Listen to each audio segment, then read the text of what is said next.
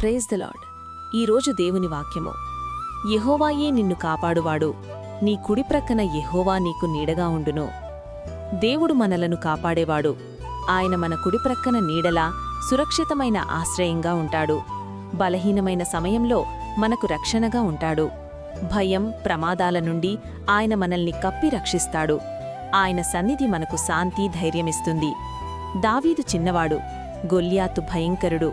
కాని యెహోవా నా కుడి ప్రక్కన ఉన్నాడు అని నమ్మి యుద్ధానికి దిగాడు దావీదు.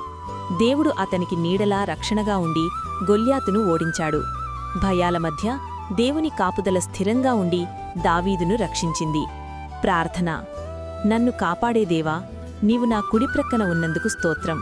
లోకంలో శ్రమలు, ఒత్తిళ్లు నన్ను బలహీనపరచకుండా నీ కృప అనే చల్లని నీడలో నన్ను దాచుకో.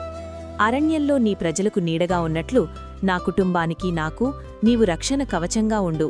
దావీదులాగా నీ రక్షణలో ధైర్యంగా ఉండటానికి నాకు సహాయం చెయ్యి.